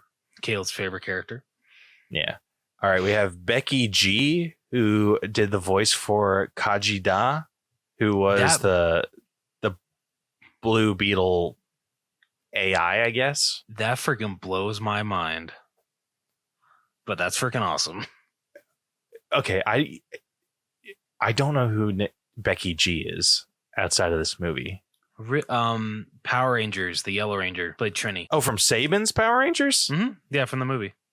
Oh, yeah, that's her. Okay, dude, she did I don't know if they did any like alterations to her voice, but her tone was like on point. No, yeah, like honestly, I wish that she would do more acting because she's actually good. Dude, she's a fantastic actress. Yeah. All right. So yeah, she played Kajida. Next was Belissa Escobedo, who put. Oh my gosh, I'm so stupid. I was like, wait a minute. Change her name. I was like, did I miss a scene? Nope. Son of a bitch. That pisses me off. Okay, ignore what I put there. She played Milagro Reyes, who was Jaime Reyes' sister. George Lopez played Uncle Rudy Reyes. Then we have Susan Sarandon, who played Victoria Cord. We have Raul Max Trujillo, who plays Carapax. Damien Alcazar, who plays Alberto Reyes. El Padilla Carrillo, who plays Rocio Reyes, who is the mom. And then Adriana Barraza, who plays Nana Reyes. Yeah, so that is everyone. Okay. All right. What does your top 3 look like? Number 3, I'm going to give to I'm going to butcher her name already. Caleb already called her the Blue Beetle, so I guess I can't butcher it anymore. Asshole. Belissa Escobedo. Thank you. But yeah, Belissa Escobedo. Escobedo. Sorry. Yeah, she's number 3 for me. I freaking loved her in this movie. And so I don't know if you remember, but she was in Rose should be reading these names. Sam, I highly considered it. You're such an asshole. I don't know if you remember in Hocus Pocus 2, but she plays like one of the main girls. Yes. I found her annoying in that movie. Like apps like god awful annoying. This one I enjoy the hell out of her. She was great in this movie. Like honestly, the shit that she gives her brother, just the way that she nails not only just being, I'm fully white, so I don't really know anything about Hispanic families, but if I'm just looking at her as just like, like the little sister that gets on your nerves, but is still, loves you very much and, is there for you. She freaking nails it so perfectly. So freaking loved her performance. Yeah. I only found her annoying at the beginning. And then that's fair. Slowly grew into her as a character. That's fair. Number 2, I don't know if I can. Okay, I do have control as well. Sorry, I'm still getting used to this. Number 2, I'm going to give to is it Xolo or Olo? Zolo. It's Zolo. Wow. I suck at pronouncing names. Zolo Maraduena. Is that how you pronounce it? Duena. Mardeduena. God, I suck. My inner white boy is You're really giving coming. him number 2? Yeah, I'm giving him number 2. Bro. Yo, wait till you see my number 1. Wait till you see my number 1. No, like I loved him as Jaime. He was great. His transition into Blue Beetle was great. Like literally got nothing but good things to say about him. He was freaking fantastic. But he is beat by the man himself. God damn it, I went past him. Mr. George Lopez. Because this man freaking stole every single scene that he was in. And I absolutely loved him. He had me laughing my ass off in every single scene that he was in. He was amazing as Uncle Rudy. I freaking wanted more Uncle Rudy. And maybe it's just because it's George Lopez and I freaking love this man. So yeah. George Lopez is number 1. I'm sorry. Oh, man. Okay. There was only one person on this list that I would have been okay with you doing that. And you absolutely chose him. Okay. All right. Okay, good. So understandable. Completely understandable. All is forgiven. All is forgiven. Okay. So my number 3, and this was kind of a tough one, but I think I'm going to give my number 3 to Carapax. Okay. I think he did an amazing job playing an intimidating villain,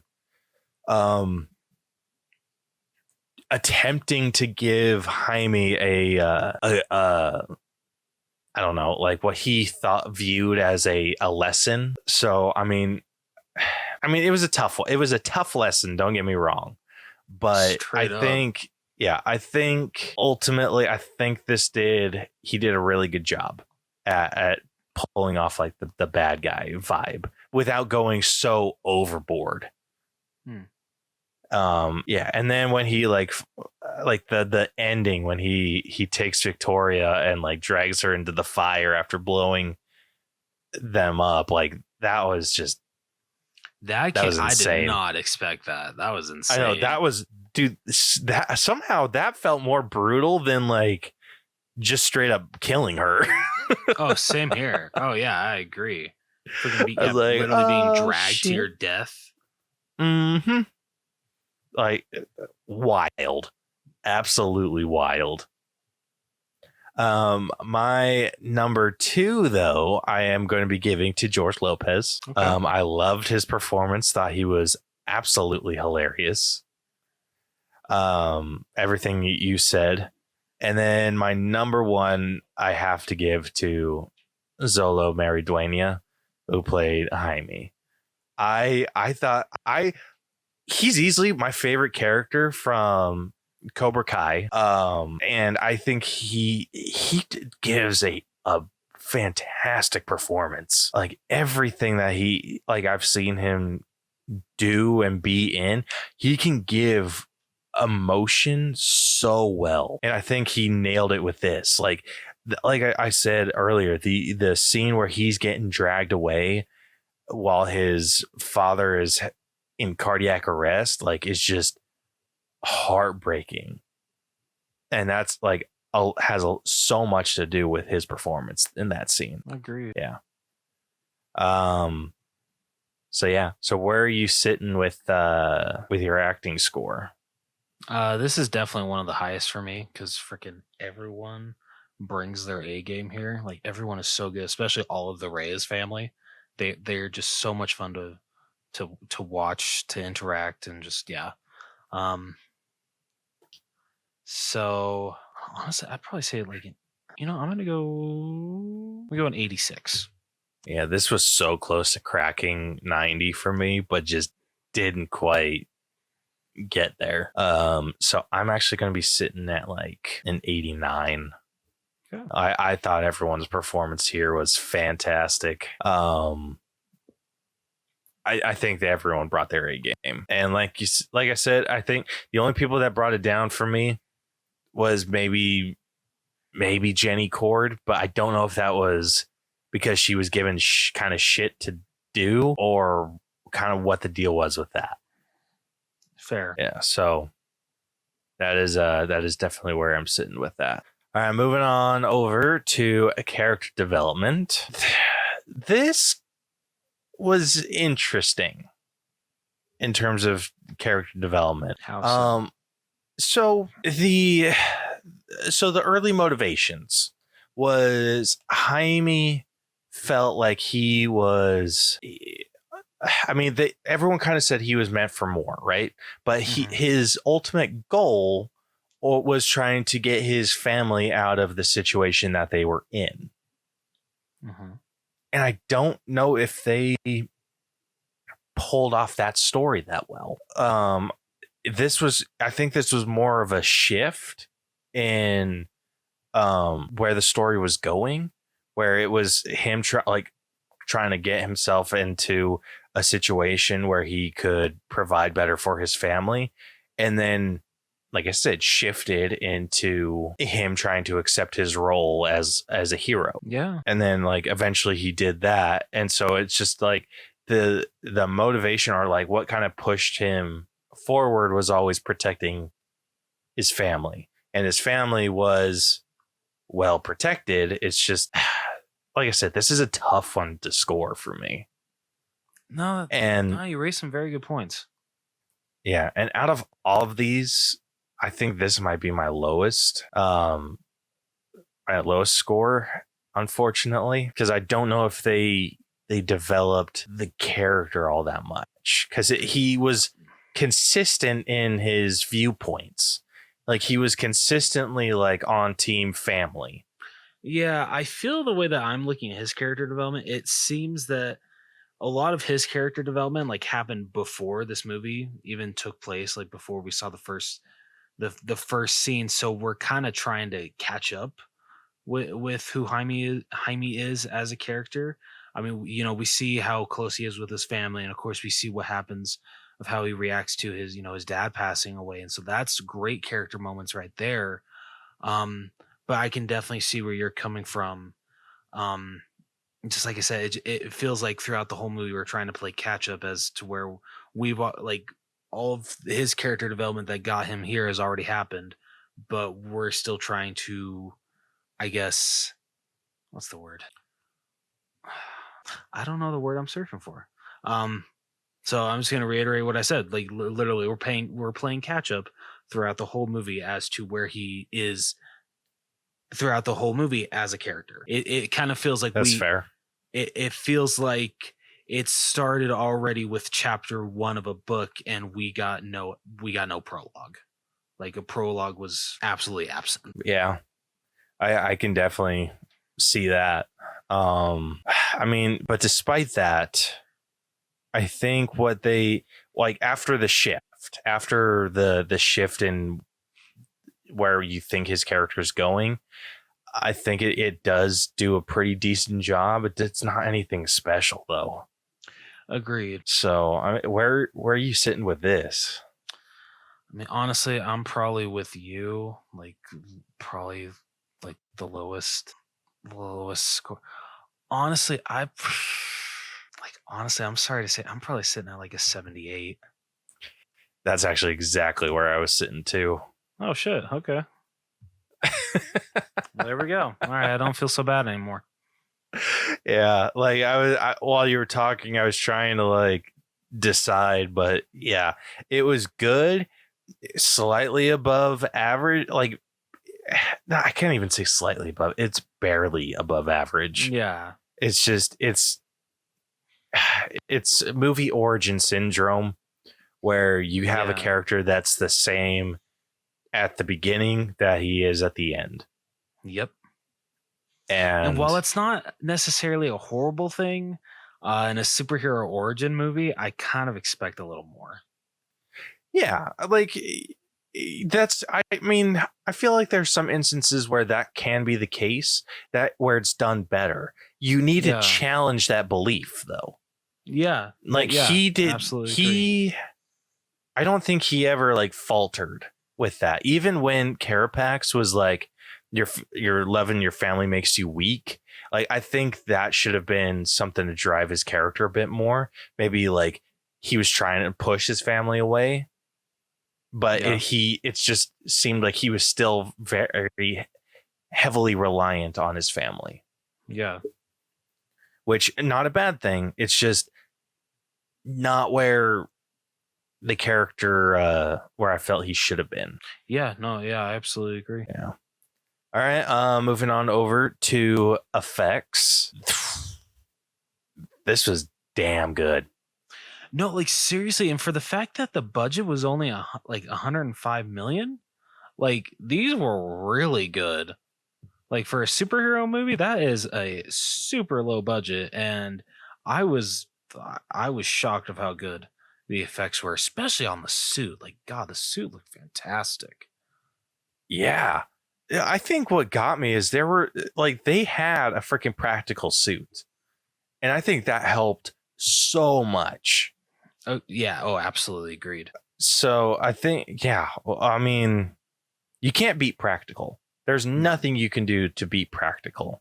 Agreed. But dude, I think like I can't think of anything just short of like people just getting like completely obliterated by someone's move.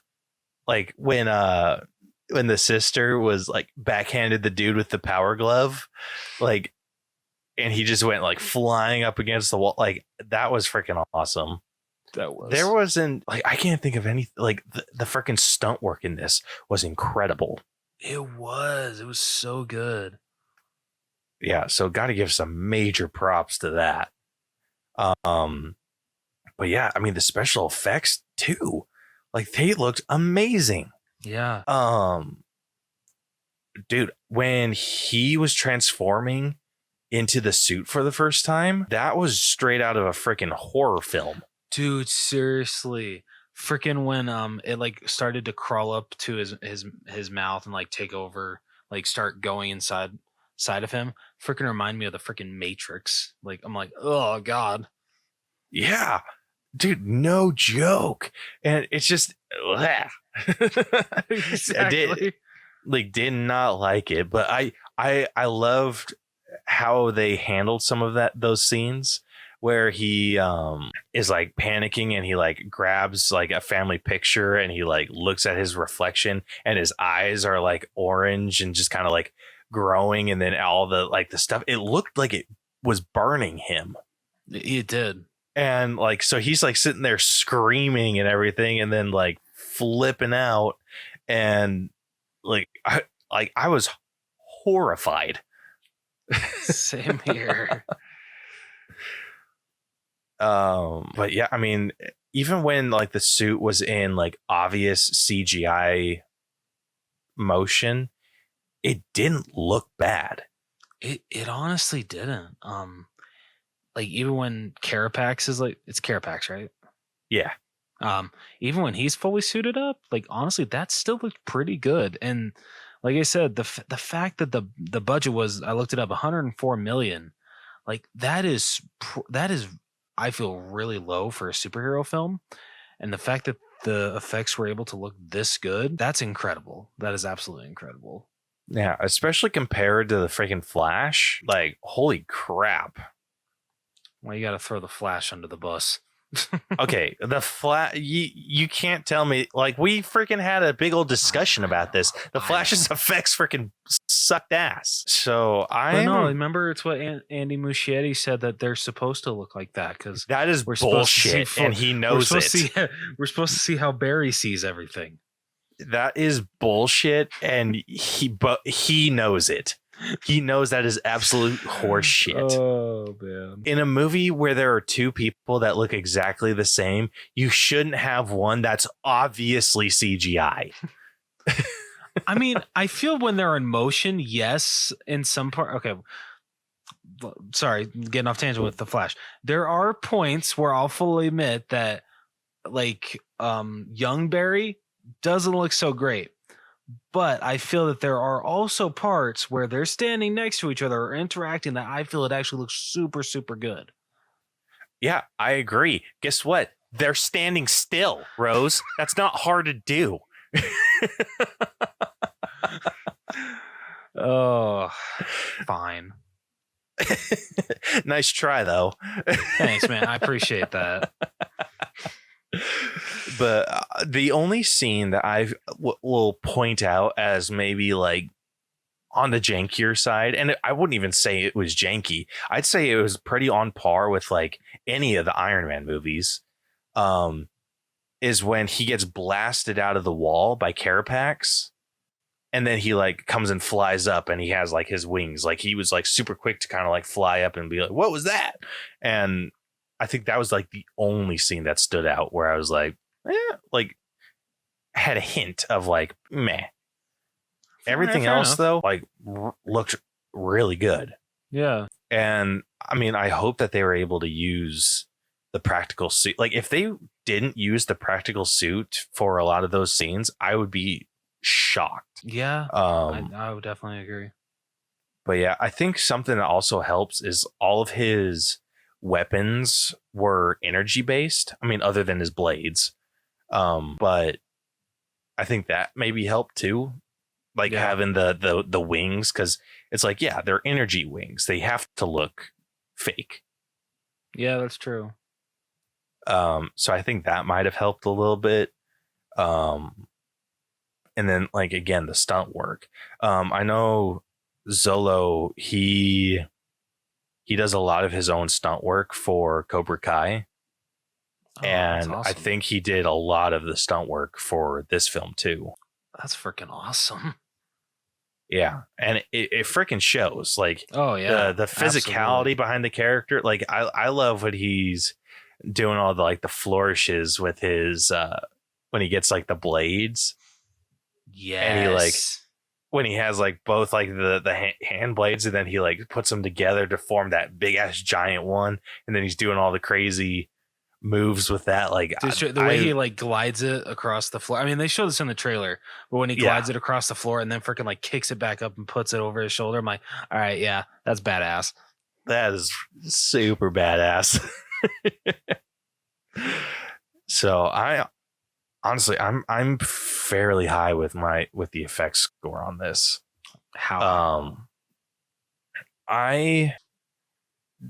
Dogging for the one thing that I'm considering meh, given major props for the stunt work and major props for anything else special effects wise that they threw in, I think I'm around, I think I barely cracked 90. I was sitting at 89, but 89 just wasn't sitting right with me. So I'm sitting at a 90. Oh man, I think I'm gonna agree with you. You son of a bitch. Freaking hate when that happens, right? Yeah. Oh shit. All right, next up we got music. I mean, this soundtrack wasn't half bad. No, I mean, like nothing really stood out for me. But no, it wasn't bad. Did its job. That's really all I got to say about it. Yeah, this is a tough one. I'm sitting around like a 7 or 8. I'm at a 7 personally. At a 7, yeah. I can give you a 7. Yeah, unfortunately, there was just nothing that just blew me away by any stretch of the imagination. So yeah. So yeah, 7 out of 10 with that one. Moving on over to costumes. This is pretty damn good. Yeah, I mean, I don't know, but I'm at like a 9 for like, I've never even seen anything with Blue Beetle, and I've got to say that costume looked freaking sweet. Even the freaking when they showed like the original Blue Beetle costumes, those even looked really freaking cool. But just the one that Jaime wears, like even from the first teaser trailer, I'm getting like for some reason like hints of Iron Man a little bit, and I think it's just because the way the mask is.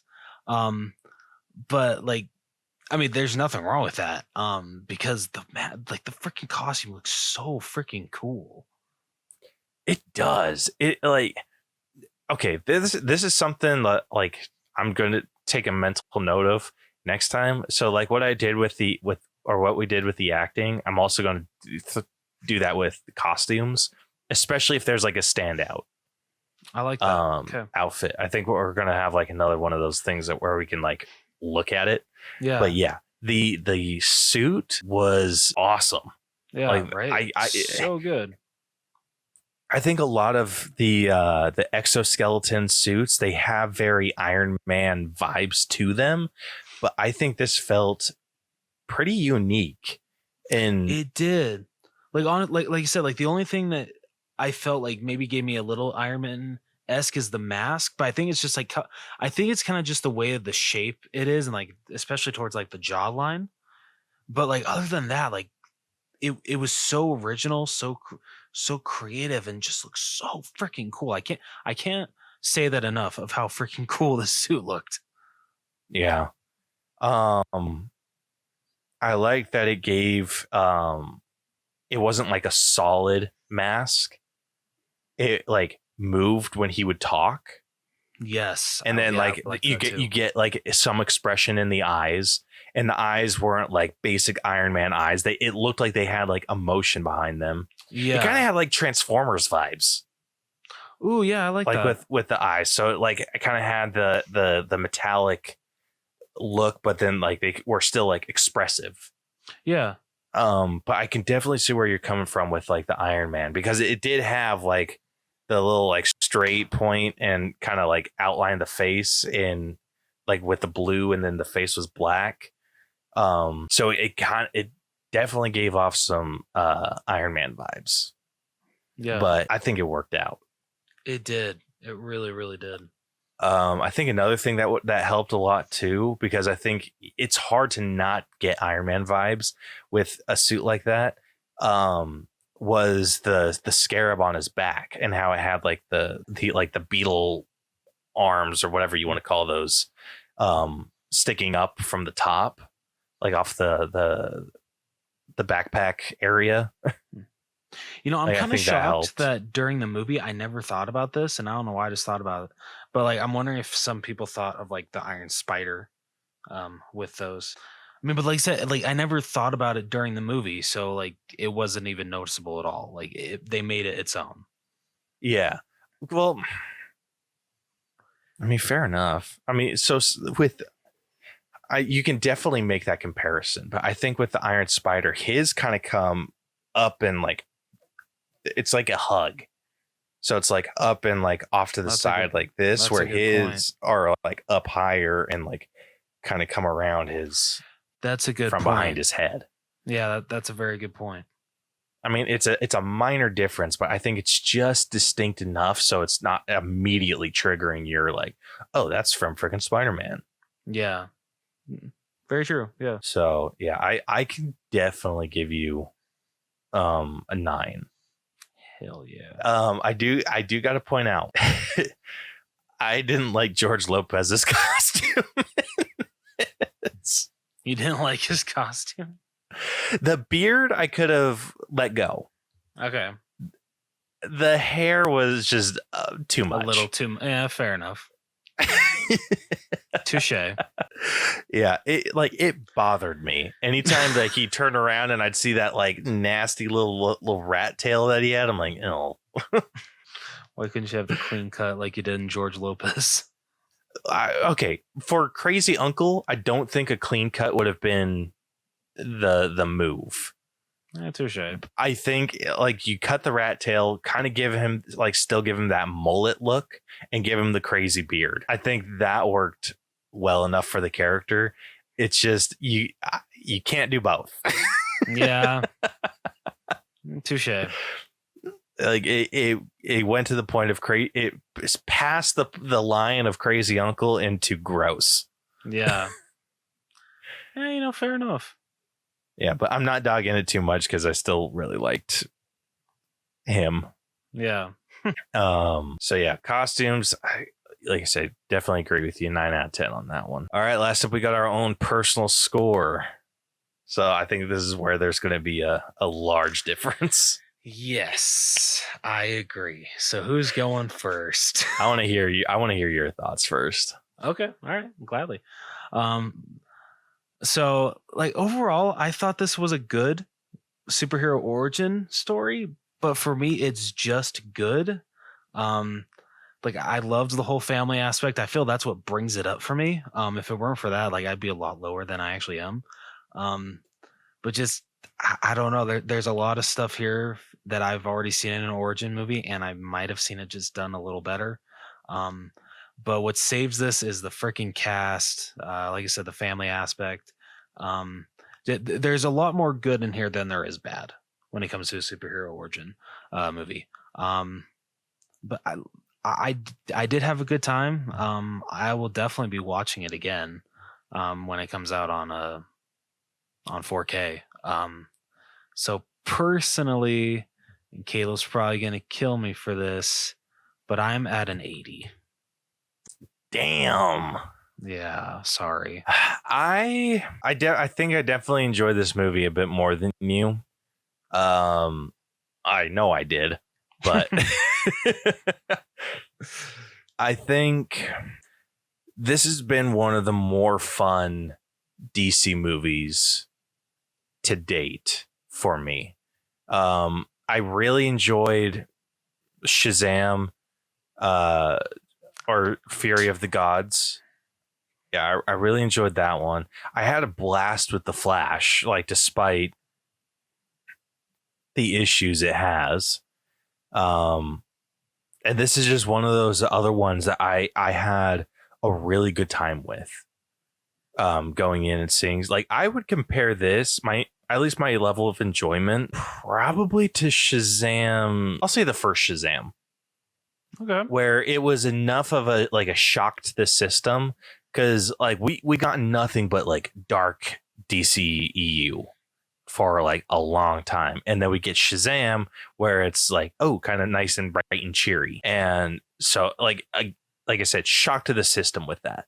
And I think that's the same thing with this. It was enough of a shock to the system that I was like, oh, like fantastic, like we're on a good track. Yeah. And so yeah, I am personally sitting around in 87 with that. I mean, honestly, I expected you to be like 89 or 90, so that's actually lower than I thought you were going to be. Yeah, not quite, but it was really good. Yeah. So I'm sorry my score dropped it so much. No, it's fine. All right. So going through these scores, starting off with story, we are sitting at an 81.5. Going on over to writing, we jumped up just a hair, sitting at an 84. Acting, we jumped up a little bit more, sitting at an 87.5. Character development was definitely the weakest part of this film, so we dropped down to a 78. The effects were really good, especially for the budget that this was given. So we are going to be giving this a 90. Music was probably as average can get. It did have some standouts, not too many of note. So we were sitting at a 7 out of 10 with that. The costumes were definitely a high point because the Blue Beetle outfit is perfection. So we are sitting at a 9 out of 10 with that. And then our personal score, me being the nicer of the two, we averaged out to an 83.5. So with that, the final All Bros letter grade for Blue Beetle has come out to a B. Okay. Yeah, and it's a pretty sturdy B. Okay. It's sitting at an 84.31, which isn't, yeah, not bad at all. Oh. Personally, I wish it was a little bit higher, but I can understand why it's not. It's my fault. I'm sorry. No, this is where it's like, because I mean, you were right on par with where the percentage ended up being around like you're like it ended up lower for you, but I went higher than what it got. So it makes sense that like you'd be in more agreement than me. Okay. That's fair. Yeah. So comparing this to other B movies that we've reviewed, where the hell is it? Okay. So Blue Beetle sitting at an 84.31.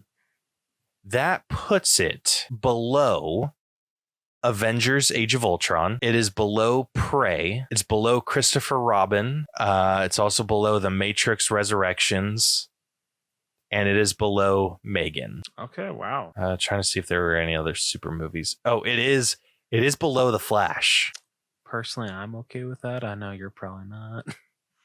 Dude, it's seriously 1% lower. Exactly. Really? Well, So funny. The Flash is at an 85.31. Blue Beetle's at an 84.31. Dude, that's freaking hilarious. Right? Oh, that's funny. Yeah.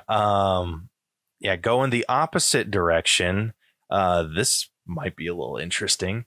So it's above Solo, a Star Wars story. Right. Which it is above Free Guy. It's above it's above Thor Ragnarok. Wow. Yeah. Let's see. Oh, it's above Sonic the Hedgehog. Oh, I'm very interested to see what people think of that. Yeah. And then we put it above No Hard Feelings. Okay. Trying to see what else like we put it above. Oh, damn.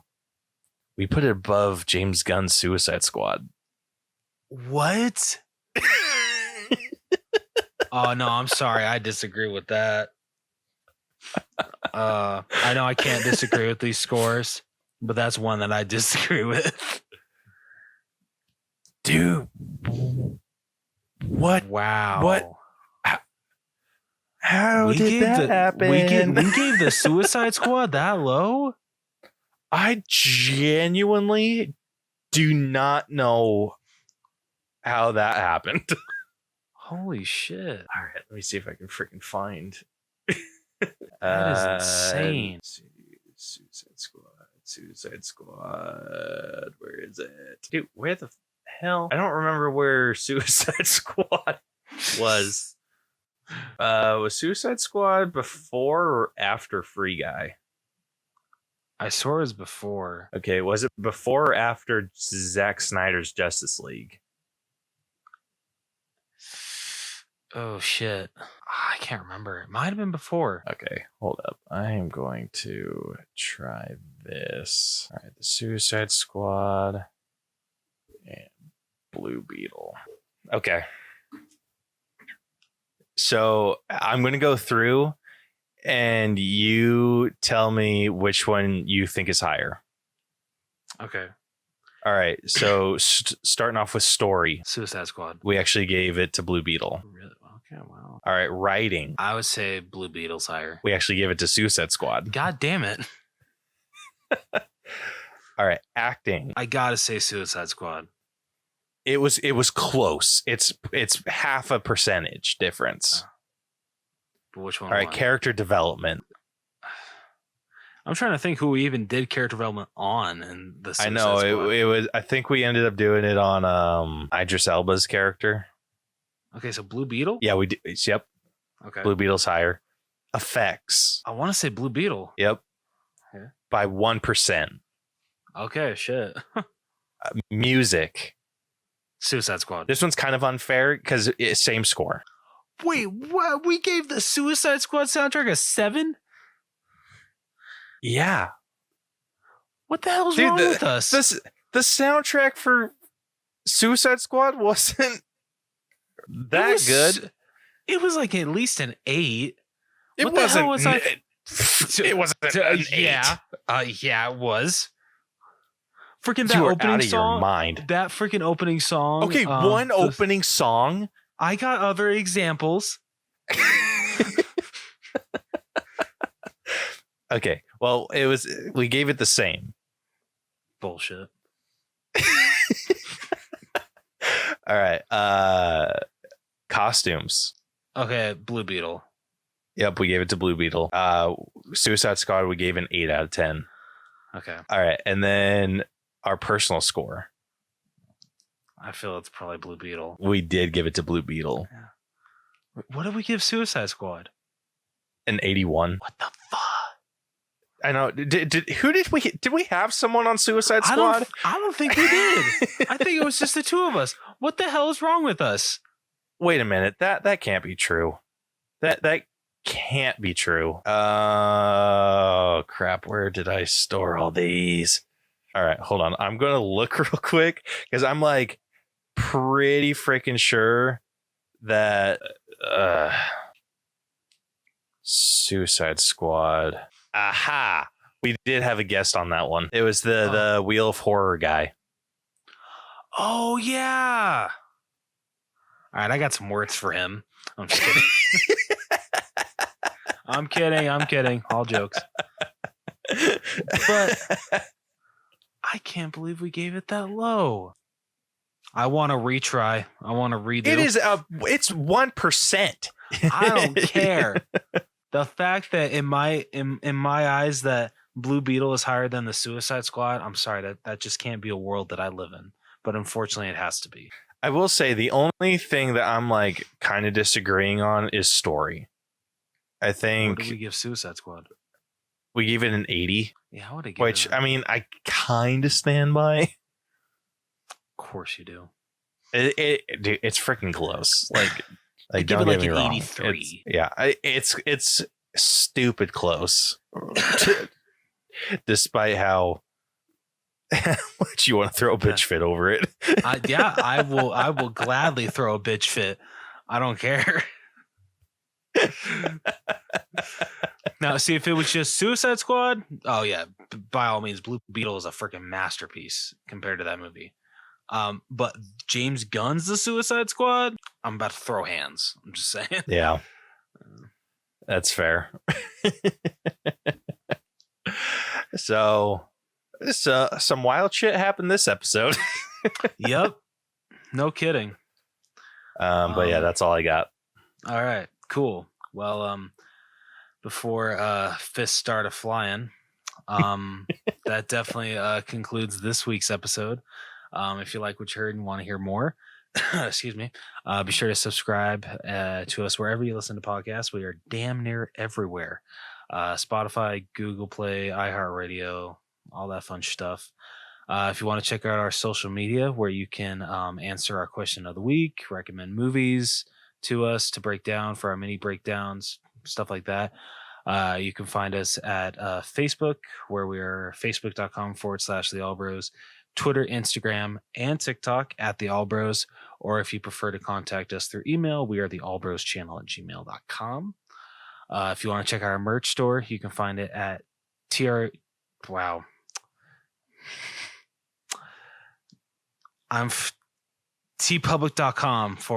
Allbros. I almost said Teespring. I almost said Teespring.